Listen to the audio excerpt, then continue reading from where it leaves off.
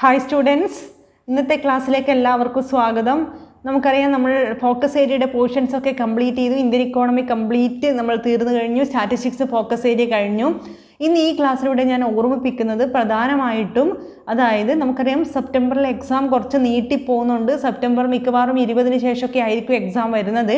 എന്തായാലും ആ എക്സാമിൽ നമ്മൾ മാക്സിമം മാർക്ക് സ്കോർ ചെയ്യുക +1 ആണ്. പ്രത്യേകിച്ച് എക്കണോമിക്സിനെ സംബന്ധിച്ചിടത്തോളം ഏറ്റവും നല്ലോണം മാർക്ക് സ്കോർ ചെയ്യാൻ പറ്റും. സിമ്പിൾ ഒന്ന് വിചാരിച്ചാൽ ആർക്കും മാർക്ക് സ്കോർ ചെയ്യുക. സെക്കൻഡ് ഇയർ ആകുമ്പോൾ കുറച്ചുകൂടി ഡീപ്പായ കാര്യമാണ് നമുക്ക് പഠിക്കാനുള്ളത്. +1ൻ്റെ ഫോക്കസ് ഏരിയയും കുറവാണ്, സെക്കൻഡ് ഇയറിന് ഇതിനേക്കാൾ ഫോക്കസ് ഏരിയ ഉണ്ട്. അപ്പോൾ ഈ ക്ലാസ്സിലൂടെ ഞാൻ നിങ്ങളെ ഓർമ്മിപ്പിക്കാൻ പോകുന്നത് എന്താണെന്ന് വെച്ചാൽ, ഷുവറായിട്ട് ഈ +1 സെപ്റ്റംബറിലെ എക്സാമിന് വരുന്ന എസ്സേ ക്വസ്റ്റ്യൻ ആണ്. ഞാൻ ഏകദേശം ഒരു 6 എസ്സേ നിങ്ങളുമായി ഷെയർ ചെയ്യാമെന്നാണ് കരുതുന്നത്. വെറും ഫോക്കസ് ഏരിയയിലെ എസ്സേ മാത്രമാണ് ഞാനിപ്പോൾ ഇവിടെ ഷെയർ ചെയ്യുന്നത്. ഈ 6 എസ്സേയിൽ മിനിമം 3 എസ്സേ നിങ്ങൾക്ക് കിട്ടുന്നതായിരിക്കും. ആക്ച്വലി 2 എസ്സേ മാത്രമേ എഴുതണ്ടൂ. 4 ഓപ്ഷൻ ഉണ്ടാവും, 4 ക്വസ്റ്റ്യൻ ഉണ്ടാവും, 2 എസ്സേ മാത്രമേ നിങ്ങൾ എഴുതണ്ടൂ. ഞാൻ ഈ പറയുന്നതിൽ നിന്നും മിനിമം 3 എസ്സേ എങ്കിലും നിങ്ങൾക്ക് കിട്ടും. അപ്പോൾ ഞാൻ ഈ പറഞ്ഞ 6 എസ്സേയും നിങ്ങൾ പഠിക്കാൻ ശ്രദ്ധിക്കുക. ഓക്കെ, പിന്നെ പഠിക്കാൻ ശ്രദ്ധിക്കുക മാത്രമല്ല, ഞാൻ ഈ പറയുന്ന 6 എസ്സേയുടെ ക്വസ്റ്റ്യൻസും നിങ്ങളുടെ നോട്ട്ബുക്കിൽ നിങ്ങൾ എഴുതി വെച്ച്, നിങ്ങൾക്ക് സ്വന്തമായി അറിയുമെങ്കിൽ നിങ്ങൾ മനസ്സിൽ നിന്ന് എടുത്ത ആൻസർ എഴുതുക. ഇല്ല എങ്കിൽ ടെക്സ്റ്റ് ബുക്ക് നോക്കി ഇതിൻ്റെ ആൻസർ എഴുതി വെക്കണം. എന്നിട്ട് എക്സാം ആകുമ്പോൾ നമുക്ക് ഒന്നുകൂടി പലതവണ വായിക്കുകയും അതിന് മുന്നേ പഠിക്കുകയും എക്സാം ആകുമ്പോൾ പെട്ടെന്ന് നമുക്ക് നോക്കി പോകേണ്ട ഷുവർ എസ്സേ ആണ്. അതായത് ഞാൻ ഇന്ന് ഈ ക്ലാസ്സിൽ പറയുന്ന 6 എസ്സേയിൽ നിന്നും 3 എസ്സേ ഈ എക്സാമിന്, സെപ്റ്റംബർ എക്സാമിന് വരുന്ന എസ്സേ ആയിട്ട് തന്നെ ഈ 6 എഴുതി വെച്ച് പഠിക്കുക. എന്തായാലും സമയം കളയണ്ട, നമുക്ക് ക്ലാസ്സിലേക്ക് പോവാം. ഫസ്റ്റ് ക്വസ്റ്റ്യൻ ഞാൻ പറയുന്നത് ഇന്ത്യൻ ഇക്കോണമിയിൽ നിന്നാണ്.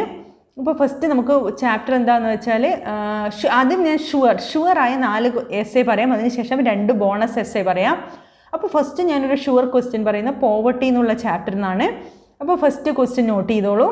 പോവർട്ടി എന്നുള്ള ചാപ്റ്ററിൽ നിന്ന് വരാൻ സാധ്യതയുള്ളൂ. ഒറ്റ ക്വസ്റ്റ്യനായിട്ട് വരണമെന്നില്ല, സബ് ക്വസ്റ്റ്യനായിട്ട് വരാം. അപ്പോൾ പോവർട്ടിയിൽ നിന്ന് എന്താണ് poverty, what is poverty, what are the reasons of poverty, എന്താണ് ദാരിദ്ര്യം, ദാരിദ്ര്യത്തിൻ്റെ കാരണങ്ങൾ എന്തൊക്കെയാണ്, what are the poverty eradication programmes, ദാരിദ്ര്യ നിർമ്മാർജ്ജന പദ്ധതികൾ എന്തൊക്കെയാണ്, poverty, reasons of poverty, poverty eradication programme, ദാരിദ്ര്യത്തിൻ്റെ കാരണങ്ങൾ, ദാരിദ്ര്യ നിർമ്മാർജ്ജന പദ്ധതികൾ.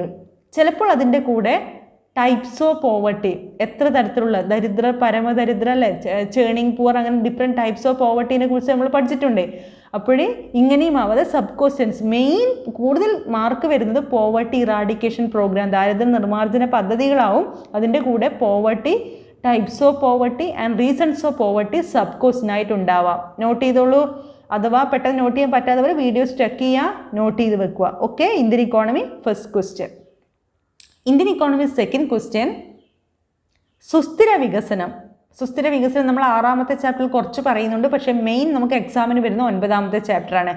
അപ്പോൾ സുസ്ഥിര വികസനം സാധ്യമാക്കാൻ വേണ്ടി നമ്മൾ ചെയ്യേണ്ട തന്ത്രങ്ങൾ, നമ്മൾ പ്രയോഗിക്കേണ്ട തന്ത്രങ്ങൾ എന്തൊക്കെയാണ്, സുസ്ഥിര വികസനം എന്താണ്, സുസ്ഥിര വികസനം എങ്ങനെ കൊണ്ടുവരാം, അതിൻ്റെ ഫോളോ ചെയ്ത് നമ്മൾ സ്വീകരിക്കേണ്ട തന്ത്രങ്ങൾ എന്തൊക്കെയാണ്, ടെക്നിക്ക് എന്തൊക്കെയാണ്, that is sustainable development and strategies of sustainable development. ഒരു മിനിമം ഒരു 8 or 9 പോയിൻറ്റ്സ് ഉണ്ട്. എന്താണ് സസ്റ്റൈനബിൾ ഡെവലപ്മെൻറ്റ് എന്ന് ഡിഫറെൻറ്റ് ഇക്കണോമിസ്റ്റിൻ്റെ എക്സ്പ്ലനേഷനൊക്കെ ഉണ്ട്. അപ്പോൾ strategies of sustainable development and sustainable development. Okay, അതിൻ്റെ കൂട്ടത്തിൽ ഓർഗാനിക് ഫാമിങ്ങിൻ്റെ മെറിറ്റ്സും ഡീമെറിറ്റ്സും ഒക്കെ ചെറിയ 3-4 മാർക്കിനൊക്കെ ക്വസ്റ്റ്യൻ ഉണ്ടാവും കേട്ടോ. ഇത് ഞാൻ എസ്സേ മാത്രമാണ് ഈ ചാപ്റ്ററിൽ ഇപ്പോൾ പറയുന്നത്. ഓക്കെ, അപ്പോൾ ഇന്ത്യൻ ഇക്കോണമിയിൽ 2 ഷുവർ ക്വസ്റ്റ്യൻ, ഒന്ന് poverty, reasons of poverty, different types of poverty and poverty eradication programme, ഒരു essay. And then second sustainable development, strategies of sustainable development, സുസ്ഥിര വികസനം സാധ്യമാകുന്ന തന്ത്രങ്ങൾ. Okay, sure. ഇനി സ്റ്റാറ്റിസ്റ്റിക്സിലെ ഷുവർ 2 എസ്സേ പറയാം.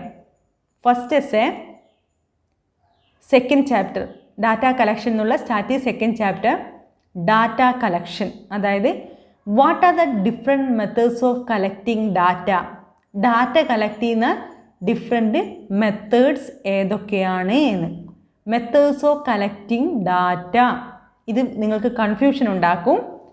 മെത്തേഡ്സ് ഓഫ് കളക്ടിങ് ഡാറ്റ എന്ന് ചോദിച്ചാൽ മെയിനായി 2 മെത്തേഡ്സാണ് ഉള്ളത്. എന്തൊക്കെയാണ്?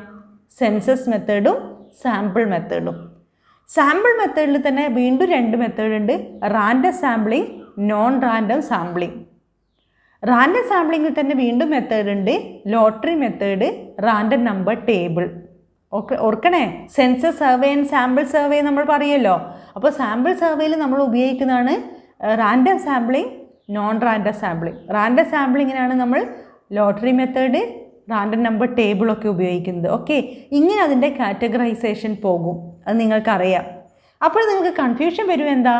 ഇതിന് മുന്നേ നമ്മൾ ആദ്യം പഠിച്ചിട്ടുണ്ട് methods of collecting primary data, telephonic interview, mailed questionnaire, direct personal interview, observation method, ഇങ്ങനെ കുറേ മെത്തേഡ് പഠിച്ചിട്ടില്ലേ? അതിൻ്റെ മെറിറ്റ്സും ഡിമെറിറ്റ്സും പഠിച്ചിട്ടില്ലേ? അത് methods of collecting primary data, പ്രാഥമിക ദത്തശേഖരണത്തിലെ വഴികൾ എന്ന് ചോദിച്ചാലാണ് ആ ആൻസർ എഴുതേണ്ടത്. ഇനി അല്ല, നിങ്ങൾക്ക് സെൻസസ് മെത്തേഡോ സാമ്പിൾ മെത്തേഡോ എഴുതി കഴിഞ്ഞതിന് ശേഷം അതും എഴുതാനുള്ള സമയം ഉണ്ടെങ്കിൽ എഴുതിക്കോളൂ. പക്ഷേ what are the different methods of collecting data കളക്ഷൻ്റെ ഡിഫറെൻറ്റ് മെത്തേഡ്സ് ചോദിച്ചാൽ ഫസ്റ്റ് നമ്മൾ എഴുതേണ്ട main answer census method and sample method. Census method എന്താണെന്ന് എഴുതുക, മെറിറ്റ്സ് ഡിമെറിറ്റ്സ് എഴുതുക. സാമ്പിൾ മെത്തേഡ് അത് രണ്ടായി തിരിക്കും, random sampling, non random sampling. Random sampling ഇന്നൊക്കെ ടൈപ്പാണ്. നോൺ റാൻഡം സാമ്പിളിംഗ് എന്ന് പറഞ്ഞാൽ ഓൺലി ഡിസ്ക്രിപ്ഷൻ, ആ ഡാറ്റ കളക്ട് ചെയ്യുന്ന വ്യക്തിയുടെ ഇഷ്ടത്തിനനുസരിച്ച് അവർക്ക് തോന്നുന്ന ഡാറ്റ കളക്ട് ചെയ്യുന്നതാണ്. മറ്റേത് ലോട്ടറി മെത്തേഡുണ്ട്, റാൻഡം നമ്പർ ടേബിളുണ്ട്. ഇതൊക്കെ നമ്മൾ ആ ചാപ്റ്ററിൽ പഠിച്ചതാണ്. ഷുവർ ക്വസ്റ്റ്യൻ, സ്റ്റാറ്റിസ്റ്റിക്സിലെ ഫസ്റ്റ് ക്വസ്റ്റ്യൻ. ദെൻ സ്റ്റാറ്റിസ്റ്റിക്സിലെ second essay, 4th chapter presentation of ഡാറ്റയിൽ ഒരു ഗ്രാഫാണ്. That is simple graph. That is first നമ്മൾ ജോമെട്രിക് ഡയഗ്രത്തിൽ ഫസ്റ്റ് പഠിച്ച ബാർ ഡയഗ്രാം. എന്താണ് bar diagram? What are the different types of bar diagram? Simple bar diagram, multiple bar diagram and component bar diagram. ഇതാണ് അടുത്ത essay. അതിൽ ഒരു data തന്നിട്ട് ചിലപ്പോൾ ഏതെങ്കിലും ഒരു ബാർ ഡയഗ്രാം വരയ്ക്കാനും പറയും. ഓക്കെ, അപ്പോൾ സ്റ്റാറ്റിസ്റ്റിക്സിലെ 2 question, methods of collecting data collect ചെയ്യുന്ന മെത്തേഡ്സ് ഏതൊക്കെയാണ്? Second chapter. 4th chapter presentation of ഡാറ്റയിൽ different types of bar diagram, അതെങ്ങനെ വരയ്ക്കും. ഓക്കെ, അപ്പോൾ നിങ്ങൾ ഈ 2 ക്വസ്റ്റ്യൻ നോട്ട്ബുക്കിൽ എഴുതുക. എന്നിട്ട് ബാർ ഡയഗ്രത്തിൻ്റെ കേസിൽ എക്സ്പ്ലെയിൻ ചെയ്തതിന് ശേഷം ഒരു ബാർ ഡയഗ്രാം വരയ്ക്കാനും പറയും. ഓക്കെ, ഒരു പ്രോബ്ലം ടെക്സ്റ്റ് ബുക്കിൽ നിന്ന് എടുത്തിട്ട് നിങ്ങളത് ചെയ്ത് നോക്കുക. ഓക്കെ, ഇതാണ് ഈ 4 ക്വസ്റ്റ്യൻ. ഈ 4 ക്വസ്റ്റ്യനിൽ തന്നെ നിങ്ങൾക്ക് 3 ക്വസ്റ്റ്യൻ കിട്ടും. സ്റ്റാറ്റിയിൽ data collection method, bar diagram, മറ്റേത് പോവർട്ടി, സസ്റ്റൈനബിൾ ഡെവലപ്മെൻറ്റ്. ഇതിൽ നിന്ന് നിങ്ങൾക്ക് 3 ക്വസ്റ്റ്യൻ കിട്ടും. അതായത് സാധാരണ നമുക്കറിയാം നമുക്ക് 2 ക്വസ്റ്റ്യൻ എഴുതേണ്ട, ഈ 4 ക്വസ്റ്റ്യനിൽ തന്നെ 2 ക്വസ്റ്റ്യൻ കിട്ടും. എങ്കിലും അഡീഷണൽ ആയിട്ട് 2 എസ്സേ കൂടി ഞാൻ പറയുകയാണ്. ഒന്നാമത്തേത് 3rd chapter new economic policy, that is impact of new economic policy on Indian economy. പുതിയ സാമ്പത്തിക നയം ഇന്ത്യൻ സമ്പദ് വ്യവസ്ഥയിൽ ഉണ്ടാക്കിയ മാറ്റങ്ങൾ അല്ലെങ്കിൽ അനന്തര ഫലങ്ങൾ എന്തൊക്കെയാണ്? നമുക്കറിയാം കാർഷിക മേഖലയിൽ, വ്യാവസായിക മേഖലയിൽ, സേവന മേഖലയിൽ, തൊഴിൽ മേഖലയിൽ, GDP ഗ്രോത്ത് റേറ്റിൽ, സാമ്പത്തിക വളർച്ചയിൽ, വിദേശ വ്യാപാരത്തിൽ ഒക്കെ മാറ്റങ്ങൾ വരുത്തിയിട്ടുണ്ട്. തൊഴിൽ അവസരങ്ങളിൽ ഒക്കെ മാറ്റങ്ങൾ വരുത്തിയിട്ടുണ്ട്. അത് ബുക്കിലുണ്ട്. Impact of new economic policy on Indian economy, Indian സമ്പദ്ഘടനയിൽ പുതിയ സാമ്പത്തിക നയം കൊണ്ടുവന്നിരിക്കുന്ന മാറ്റങ്ങൾ എന്തൊക്കെയാണ്, അല്ലെങ്കിൽ പുതിയ സാമ്പത്തിക നയം ഇന്ത്യൻ സമ്പദ്ഘടനയിൽ ഉണ്ടാക്കിയ അനന്തര ഫലങ്ങൾ എന്തൊക്കെയാണ്, അതുകൂടി പഠിച്ചു വെച്ചേക്കുക. വേറെ സ്റ്റാർട്ടിൽ നിന്ന് വരാൻ സാധ്യതയുള്ള വേറൊരു ക്വസ്റ്റ്യനാണ്. അത് ഞാനൊരു ഓപ്ഷൻ ആയിട്ടാണ് പറയുന്നത്. മിക്കവാറും ചോദിക്കുക ogive, less than ogive and more than ogive വരയ്ക്കാൻ. അപ്പോൾ less than ogive and more than ogive വരയ്ക്കുമ്പോൾ ലെസ് ദാൻ ക്യുമുലേറ്റഡ് ഫ്രീക്വൻസി എഴുതണം, അതൊരു സബ് ക്വസ്റ്റ്യൻ, അതിന് മാർക്ക് ഉണ്ടാവും. മോർ ദാൻ ക്യുമുലേറ്റഡ് ഫ്രീക്വൻസി എഴുതണം, അപ്പർ ക്ലാസ് ലിമിറ്റ് എഴുതണം, ലോവർ ക്ലാസ് ലിമിറ്റ് എഴുതണം, അതിന് തന്നെ 4 മാർക്ക് പോയി. പിന്നെ 2 ഉജ്ജീവ് വരച്ച് മാർക്ക് ചെയ്യുന്നത് വേണമെങ്കിൽ മീഡിയൻ ലൊക്കേറ്റ് ചെയ്യുന്നതിനും കൂടി 4, അങ്ങനെ 8 മാർക്കിൻ്റെത്. അപ്പോൾ ഇത്രയാണ് ഞാനൊരു എഡീഷണൽ പോയിൻ്റായി വന്ന 2 ക്വസ്റ്റ്യനാണ് ഉജ്ജീവ് വരയ്ക്കാൻ വേണ്ടിയിട്ട്, impact of new economic policy on Indian economy. Okay, ബാക്കി ഷുവർ ക്വസ്റ്റ്യൻ ഞാൻ ഓൾറെഡി പറഞ്ഞു. I will repeat poverty, sustainable development. Then സ്റ്റാർട്ടിലേക്ക് വരുവാണെങ്കിൽ മെത്തേഡ്സ് ഓഫ് കളക്ടിങ് ഡാറ്റ, അതോടൊപ്പം ബാർ ഡയഗ്രാം. 6 ക്വസ്റ്റ്യൻസാണ് ഞാൻ പറഞ്ഞത്. 4 ഷുവർ ക്വസ്റ്റ്യൻ പറഞ്ഞു, അതിൽ തന്നെ നിങ്ങൾക്ക് 2 എസ്സേ കിട്ടും, +2 എഡീഷൻ. ഈ 6 എസ്സേ നിങ്ങൾ പഠിക്കുകയാണെങ്കിൽ കുട്ടികളെ 16 മാർക്ക് നിങ്ങളുടെ കയ്യിൽ കിട്ടിക്കഴിഞ്ഞു. ഇതാണ് എസ്സേ റിവിഷൻ ക്ലാസ്സാണ് ഞാനിപ്പോൾ ചെയ്തിരിക്കുന്നത്.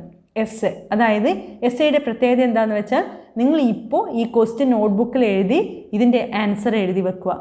നിങ്ങൾ എക്സാമിന് ഇതിൻ്റെയൊക്കെ മെയിൻ പോയിൻറ്റ്സ് മാത്രം എഴുതി വെച്ചാൽ, ഒരു എസ്സേക്ക് 8 മാർക്കാണ്, മെയിൻ പോയിൻറ്റ്സ് മാത്രം എഴുതി വെച്ചാൽ തന്നെ നിങ്ങൾക്ക് 4 മാർക്ക് കിട്ടും. എക്സ്പ്ലെയിൻ ചെയ്യുന്നതിനനുസരിച്ച് നിങ്ങൾക്ക് മാർക്ക് കൂടി ഫുൾ മാർക്ക് വരെയും എത്തും.